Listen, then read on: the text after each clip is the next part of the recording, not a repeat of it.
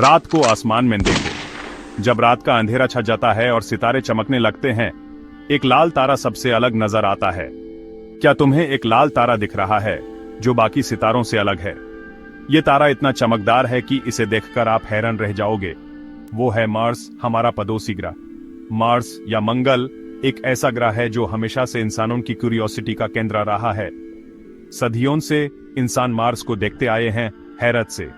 प्राचीन काल में भी जब दूरबीन का आविष्कार नहीं हुआ था, तब भी लोग इस लाल ग्रह को देखकर प्रभावित होते थे।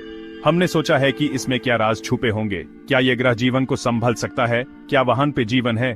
ये सवाल हमेशा से ह्यूमन प्रेरित करते रहे हैं। क्या वहां पे जीवन है? मार्स ने हमेशा ह्यूमन अपनी तरफ खींचा है। इसके लाल रंग और अनोखे रूप ने हमेशा से ह्यूमन सोचने पर मजबूर किया है। मार्स ने हमेशा ह्यूमन अपनी तरफ खींचा है। इसके लाल रंग और अनोखे रूप ने हमेशा से ह्यूमन सोचने पर मजबूर किया है। ये हमारे सोलर सिस्टम में धरती से सबसे ज्यादा मिलता जुलता ग्रह है।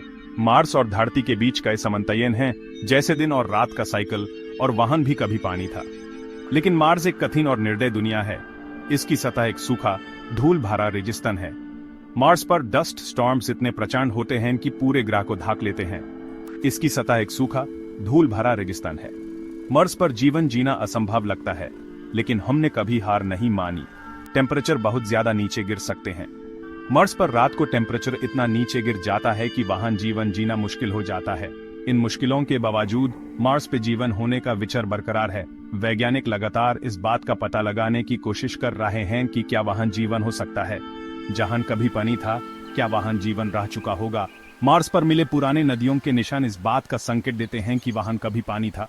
क्या आज भी जीवन हो सकता है सतह के नीचे छुपा हुआ? वैज्ञानिक इस बात का पता लगाने के लिए मार्स की सतह के नीचे खोज कर रहे हैं।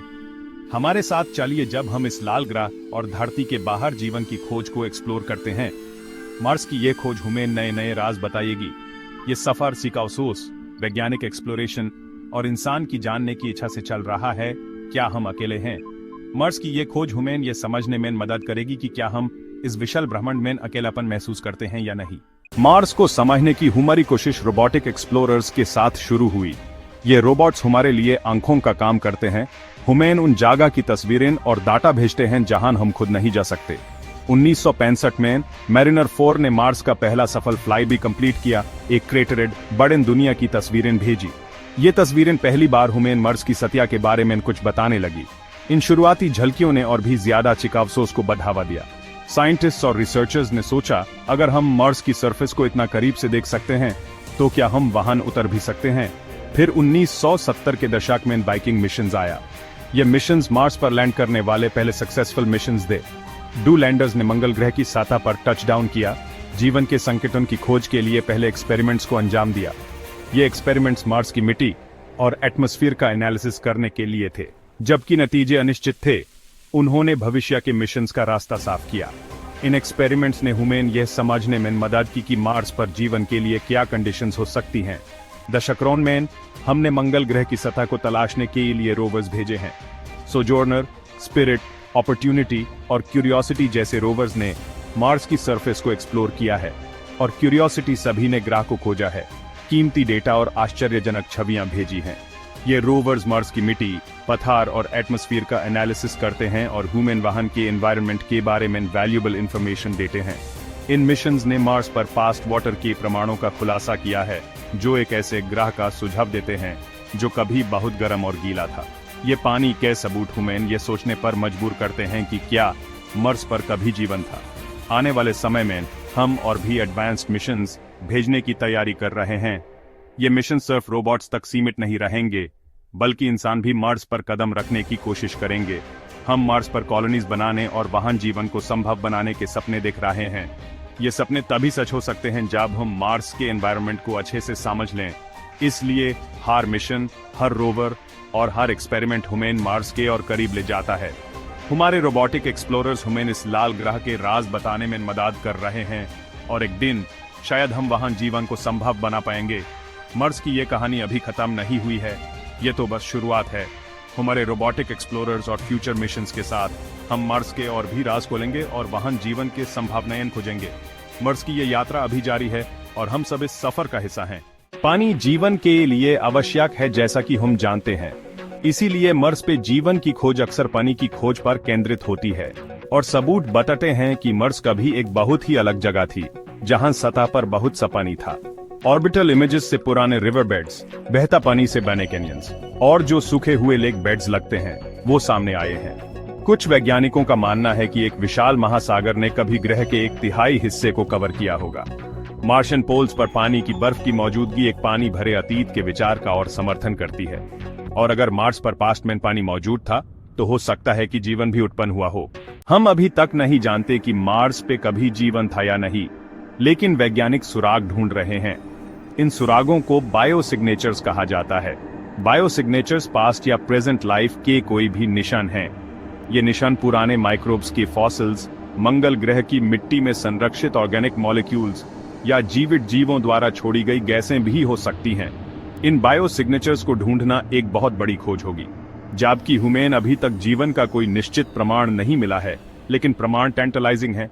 मार्स में अतीत में जीवन के लिए सही परिस्थितियां थीं और हो सकता है कि आज भी जीवन मौजूद हो, जमीन के नीचे छिपा हुआ जहां तरल पानी अभी भी बहता होगा।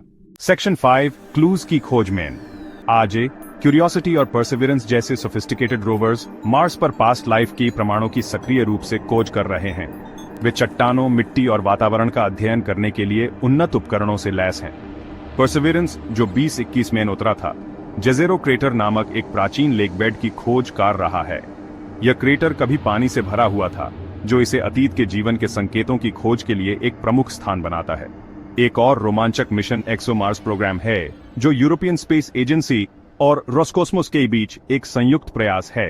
एक्सोमार्स मंगल ग्रह के वातावरण में और सतह के नीचे जीवन के संकेतों की तलाश कर रहा है। सेक्शन 6 मार्स को धरती पर लाना। कल्पना कीजिए कि आप अपने हाथ में मंगल ग्रह का एक टुकड़ा पकड़े हुए हैं। यही मार्स सैंपल रिटर्न मिशन के लक्ष्य है। इस महत्वाकांक्षी मिशन का उद्देश्य परसेवरेंस द्वारा एकत्र किए गए चट्टान और मिट्टी के नमूनों को इकट्ठा करना और उन्हें विस्तृत विश्लेषण के लिए पृथ्वी पर वापस लाना है। पृथ्वी आधारित प्रयोगशालाओं में मंगल ग्रह के नमूनों का अध्ययन करने से वैज्ञानिकों को कई तरह के प्रयोग करने और भी अधिक सटीकता के साथ बायोसिग्नेचर्स की खोज करने की अनुमति मिलेगी। यह मंगल ग्रह और पृथ्वी से परे जीवन की संभावना के बारे में हमारी समझ में एक बड़ी 6 लीप होगी। सेक्शन 7 लाल ग्रह का इंतजार है। मंगल ग्रह, जिसे हम लाल ग्रह के नाम से भी जानते हैं, हमेशा से ही मानवता के लिए एक रहस्यमय और आकर्षक स्थान रहा है। इसकी सतह पर कदम रखने का सपना कई दशकों से वैज्ञानिकों और अंतरिक्ष यात्रियों के मन में बसा हुआ है। मंगल ग्रह की खोज चुनौतियों के बिना नहीं है। यहाँ की कठोर परिस्थितियां और अनिश्चितताएं इसे एक कठिन लक्ष्य बनाती हैं। अंतरिक्ष यात्रियों को यहाँ की सतह पर काम करने के लिए विशेष प्रकार के स्पेस सूट्स और उपकरणों की आवश्यकता होती है। लाल ग्रह में एक पतला वातावरण, अत्यधिक तापमान और उच्च स्तर का विकिरण है। यहाँ का वातावरण इतना पतला है कि यह हमें सूर्य की हानिकारक किरणों से बचाने में असमर्थ है। इसके अलावा दिन और रात के तापमान में भारी अंतर होता है, जो जीवन के लिए एक बड़ी चुनौती है। और उच्च स्तर का विकिरण है। विकिरण के उच्च स्तर के कारण यहाँ लंबे समय तक रहना इंसानों के लिए खतरनाक हो सकता है। हमें विशेष प्रकार के शेल्टर्स और सुरक्षा उपायों की आवश्यकता होगी। ये स्थितियां इंसानों के लिए सतह पर जीवित रहना मुश्किल बना देती हैं। यहाँ की कठोर परिस्थितियों में जीवित रहने के लिए हमें अत्याधुनिक तकनीकों और उपकरणों की आवश्यकता होगी। इसके अलावा हमें यहाँ की सतह पर काम करने के लिए विशेष प्रकार के रोबोट्स और मशीनों की भी आवश्यकता होगी। एक और चुनौती संदूषण है। हमें यह सुनिश्चित करना होगा कि हम मंगल ग्रह को पृथ्वी आधारित जीवन से दूषित न करें। यह न केवल मंगल ग्रह के पर्यावरण के लिए हानिकारक हो सकता है, बल्कि इससे हमारे वैज्ञानिक अनुसंधान भी प्रभावित हो सकते हैं। हमें सावधान रहने की जरूरत है कि मंगल ग्रह को पृथ्वी आधारित जीवन से दूषित न करें। इससे मंगल ग्रह पर कभी अपने अद्वितीय जीवन रूप थे या नहीं, यह निर्धारित करने की हमारी क्षमता खतरे में पड़ सकती है। वैज्ञानिकों को इस बात का विशेष ध्यान रखना होगा कि वे अपने अनुसंधान के दौरान किसी भी प्रकार का संदूषण न फैलाएं। इससे मंगल ग्रह पर कभी अपने अद्वितीय जीवन रूप थे या नहीं, यह निर्धारित करने की हमारी क्षमता खतरे में पड़ सकती है। अगर हम मंगल ग्रह पर जीवन के संकेत पाते हैं तो यह हमारे लिए एक बड़ी उपलब्धि होगी, लेकिन इसके लिए हमें अत्यधिक सावधानी बरतनी होगी। इन चुनौतियों के बावजूद मंगल ग्रह की खोज का भविष्य उज्जवल है। वैज्ञानिक और इंजीनियर लगातार नई तकनीकों और विधियों का विकास कर रहे हैं, जो हमें इन चुनौतियों को पार करने में मदद करेंगी। मंगल ग्रह की सतह पर रोवर्स और अन्य उपकरणों का उपयोग करके हम यहाँ की परिस्थितियों का अध्ययन कर रहे हैं। हम आने वाले दशकों में मंगल ग्रह पर मानव मिशन का मार्ग प्रशस्त करते हुए इन बाधाओं को दूर करने के लिए नई तकनीकों का विकास कर रहे हैं। भविष्य में हम मंगल ग्रह पर मानव बस्तियों की स्थापना करने का सपना देख रहे हैं। इन बाधाओं को दूर करने के लिए नई तकनीकों का विकास कर रहे हैं। यह एक लंबी और कठिन यात्रा होगी, लेकिन मानवता के लिए यह एक महत्वपूर्ण कदम होगा।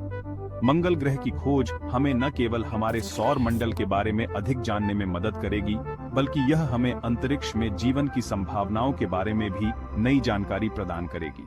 सेक्शन 8 काया हम अकेले हैं। मंगल ग्रह पर जीवन की खोज अंततः स्वयं की खोज है। यह ब्रह्मांड में हमारे स्थान को समझने के बारे में है। क्या हम अकेले हैं या जीवन एक ब्रह्मांडीय घटना है जो दूसरी दुनिया पर खोजे जाने की प्रतीक्षा कर रही है? जैसे जैसे हम मंगल ग्रह का पता लगाना जारी रखते हैं, हम आश्चर्य और जिज्ञासा की उसी भावना से प्रेरित होते हैं जिसने सदियों से खोजकर्ताओं को प्रेरित किया है।